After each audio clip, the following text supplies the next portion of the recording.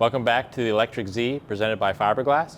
Today we're going to mount the motor and build a full cage.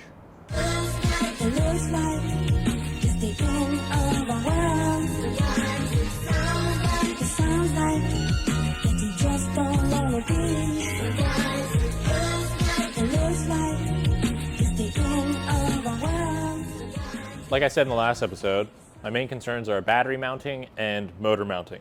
We're going to start with the harder one first, which is going to be mounting the motor. So I cut all of this rear tire well, trunk floor section out because this motor actually has to come a little higher than it is now and forward probably another inch.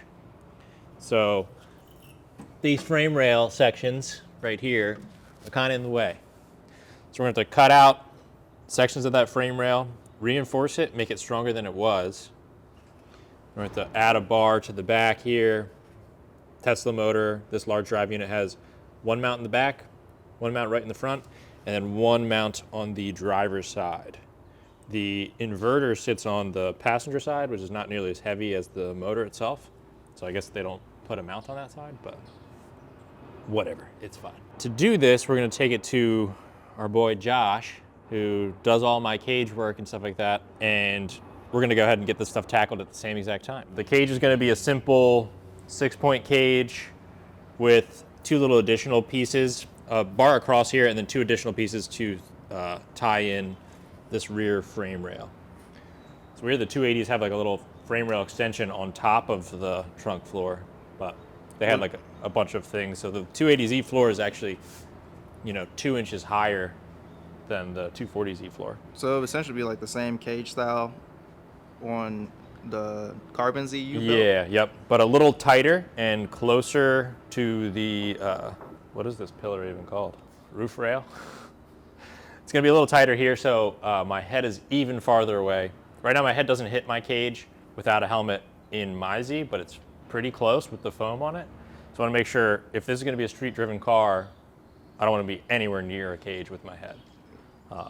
So we're gonna go ahead and just get Josh to do that. We are gonna be doing this cage in chromoly because we want to make sure to just get every little bit of weight out of this car, especially if we're gonna be adding a heavy motor like this and all these batteries. It's probably like 800 pounds of batteries that we're adding into this thing. So first thing, we're gonna get this thing loaded onto the trailer along with the motor and all the chromoly pipe that we have, and possibly the lower control arms as well, because we might need to cut them. So we'll bring all that stuff to Josh, and then we'll recap there.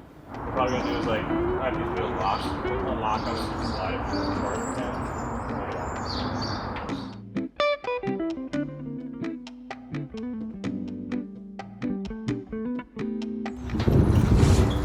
Easy peasy. Oh wait, this one. Man, those bars are like fighting.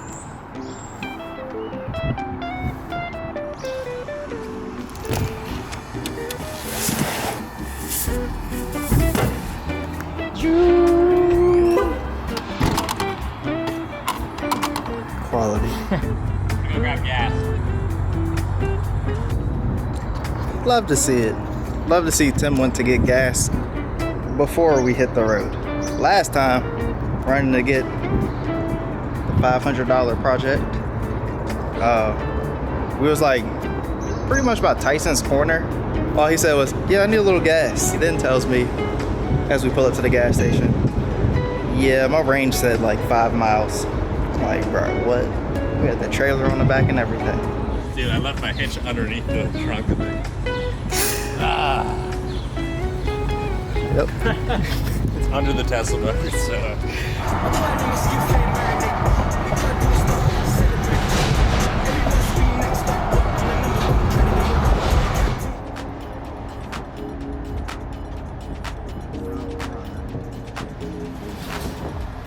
I was about to say, damn, they moved all them statues. No, you don't get his butt. Size. Damn. Ass. What is that? Ass watch. Ass. You still got all your chromoly, so that's always a good sign. Yeah.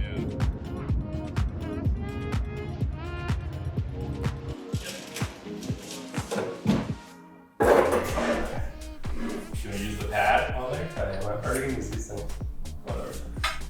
Well, actually, the motor is gonna be super ass heavy. You got any dumbbells? Yeah.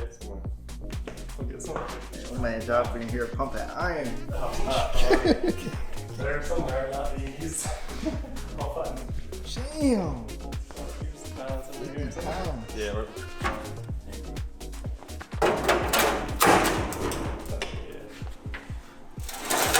Shredded. Did you buy these for this reasoning, or they just like showed up? Two. Exactly for this 280.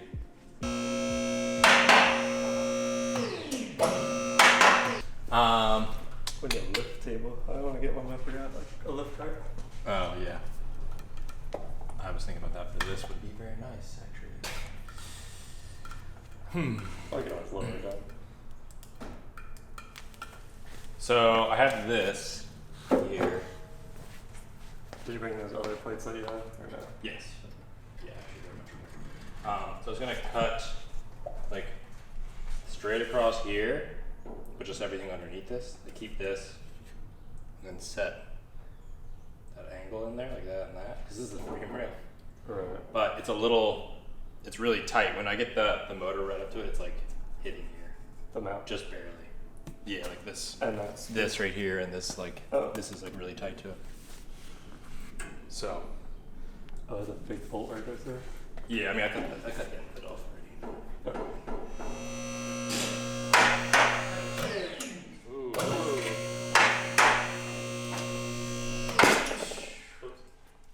Damn, man, getting That looks great. 5-star garage treatment. Yo. I'm probably gonna put a window AC in and see what it does with the insulation. I think that'd be pretty good. Yeah. Well, I mean, if it's this cool, just when you don't have the door. Pretty sick. I was very surprised.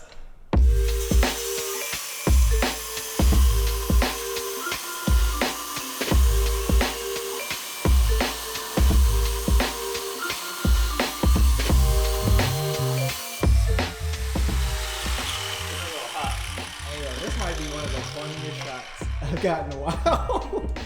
Lean back with the cutoff wheel, casually chilling, just going. You know one of those like those chairs that like literally let you lay back. Oh yeah, like mechanic chairs or whatever, or like a dentist. They're like laying down, they're like welding shit.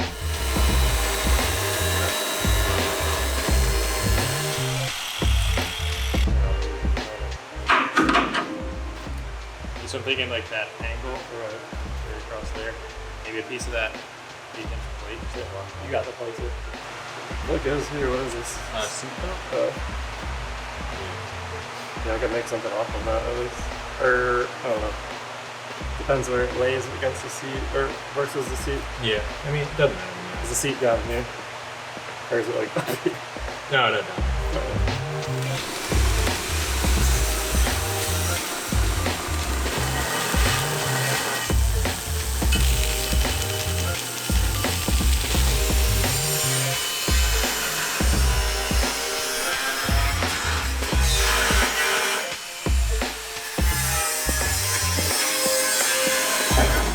Got that scrap metal for clearance.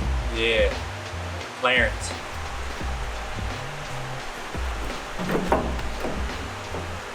is the little never mind. The little piece that I'm making for the box part, is that can you mark it on the whatever, second measure? Yeah, right there mainly. Yeah, that's fine. Good enough. All the fancy tools. Milwaukee. Hey, I got my Milwaukee competition right here. Oh, these are nice. Yeah, they don't dry out too fast. My dad's a Milwaukee man himself. Can't fit it that way. The way I laid it out.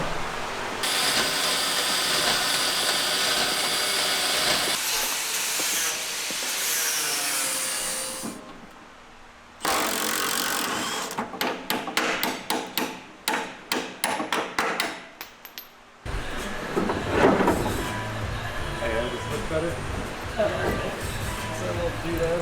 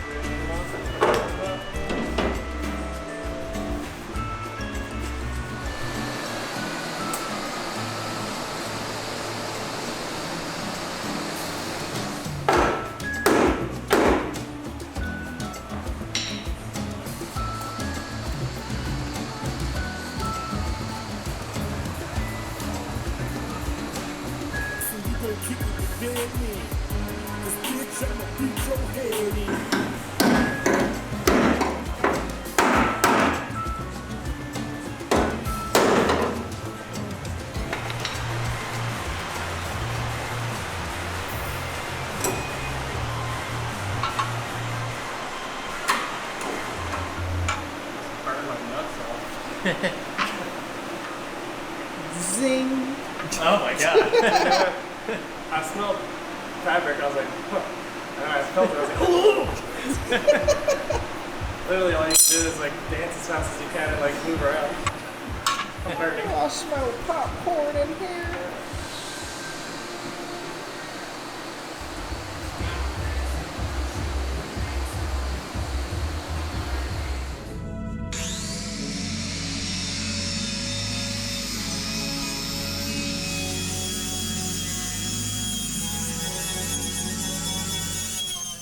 The worst part of a roll cage, prepping the chassis.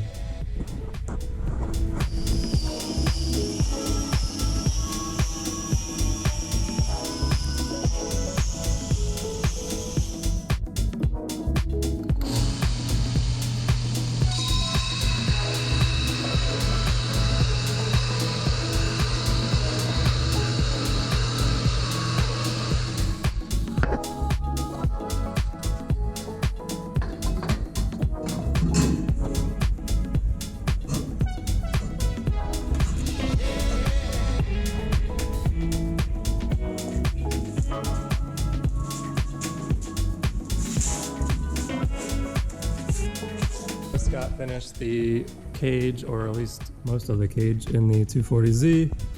Now I have to go about figuring out how to get the Tesla engine to mount into the back while retaining the adjustable rear lower control arms from Techno-Toy Tuning. So I went ahead and chopped these up. As you can see, Tim actually marked these out. The electric motor mounts right here, so we can't have any, like this can't exist anymore. It'll be spaced out, probably like that, honestly. This will be gone. The engine will, or the motor, sorry. The motor will sit in here, and then I'll have to figure out a way to re-triangulate this while having motor clearance. And these will pivot on the same parallel plane as they did factory, but they'll be disconnected. So they'll still pivot the same, but this will be mounted here. This will be mounted in the factory location here, and they'll both still pivot equally. But I got some all thread just to maintain that parallel angle, working with the other angles, making sure everything's level and straight and not gonna bind. Quite the challenge, but we will get it. I like including little tips and tricks whenever I can when I'm doing stuff. One that I remembered is get some tap when you're drilling holes. It will make your life so much easier. And also, when you're using an angle grinder to cut aluminum and things like that, get some stick wax. You can get some like Castrol stick wax or whatever. This is from an actual abrasive company, but cutting aluminum with an abrasive disc, or even cutting some thick steel with an abrasive disc, load your disc up, get it nice and hot. This will melt onto the disc and it will make your life so much easier. It won't gunk up. Honestly, you can use bar soap too if you're using a bandsaw or sawzall, angle grinder. Get some bar soap, it smells good and it works.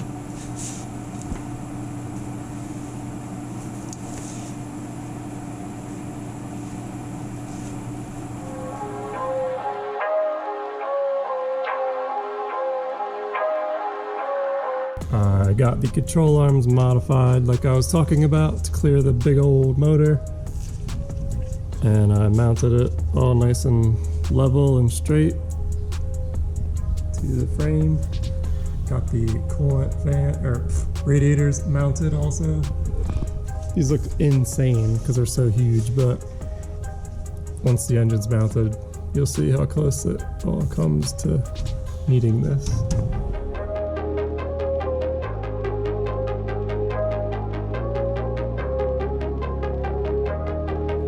Got the motor mounted, looking good. Obviously it takes up all of the space required, so these had to be super extended, but that should be good.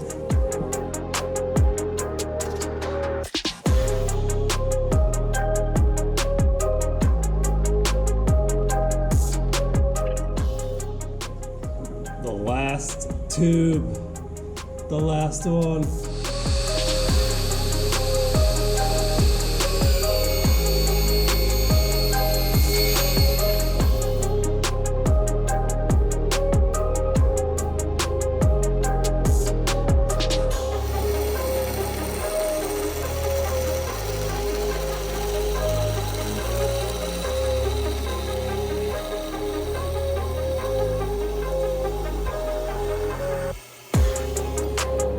got the last tube notched up, fitting in there good, nice and tight. And before I weld this, I will drill a small hole into this plate, which will allow the hot gases to escape this tube once it's already sealed. If you try to seal it without leaving an escape route for the gases, right at the end of your last little weld, it will blow out and just look like complete crap and might not be able to seal back up because those gases will just keep building back up inside this tube as you weld.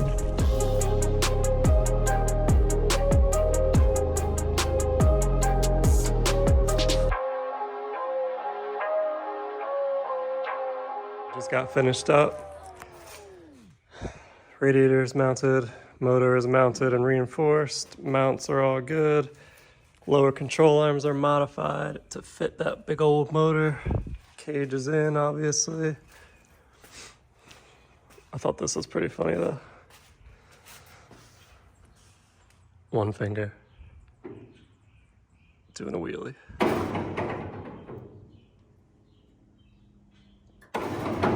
Obviously, there'll be hundreds of pounds of batteries up here in the trans tunnel, but it's just funny. So the Z is back in all her glory. We have the whole cage here finished off by Josh. This is all chromoly 1.5 inch tubing that I bought. It should be legal for a lot of different race series and stuff like that. I'm maybe questioning the door bar, but I needed a door bar low enough that the Z door handles can open, and they're at the very bottom of the door. So what can you do? So Josh made this all by himself. He bent all of these things with a little cheapo bender. Was it the same bender setup for the 240? Yeah. My first car, Josh had never done a cage before, and I was like, I got a bunch of quotes, and I knew he was really good at welding. I was like, hey, can you make me a cage? He's like, I never made one. I was like, I'll buy a bender and a notcher if you make it for me. He's like, yeah, sure. So he did, and it worked out great. But that one's all mild steel. Where this one is chromoly. So we're gonna have a lot of weight in the Tesla motor and the batteries and stuff like that. So I wanna make sure this thing is as light as possible. I would really like a target weight to be around what a stock 280Z weighs. Which I think is around 2,500 pounds or 23. I don't remember, we'll look it up. We'll put it right here because I'm definitely wrong. But, so that's gonna be our target weight. But other than the cage, Josh has done a ton of stuff. But you can see like all of this nice plating. This is all chromoly as well. Yeah, you can really get in here with it. No floors. Yeah. I'm sure he loved welding this thing up. No roof, no floors. You can just walk around and nice. But yeah, so all of this plating's chromoly. All these tubes, look at these nice welds. Yeah. How you not gonna say car ain't got no roof? In the moment like this. Hey. Dang. And look at this.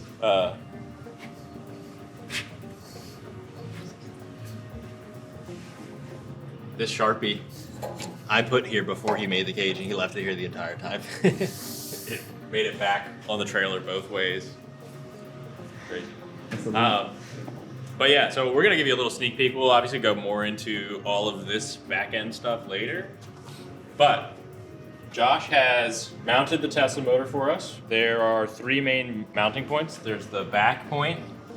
There's a point right in the front, which we'll get some B-roll of the front through that little cone or whatever. So there's the back mount, there's the front mount, there's a mount on the driver's side, and there's no mount on the passenger side, so it's just these 3 over here. This is the actual motor side, and this is the inverter side. The motor weighs a good bit more than the inverter, which is why there's a passenger mount. I'm going to driver's side mount, I'm assuming. Don't quote me on that, but Elon, tell me. And since the motor sits, you can see how wide it is. We literally had to notch the frame. So I think you can see it from You have a good, yeah. lower. You have good footage of us cutting and welding this in while we were at Josh's. Yeah. Yeah, so when we first dropped it off, the first thing we did was notch the frame here, because the frame was actually a little too wide for the very tops of the Tesla motor. Because we wanted to get it tucked up as high as it can possibly be, but it didn't need to like bump into the floor or anything, which is nice. But yeah, the main issue is the motor is wider than the frame rails in the back end of the seat.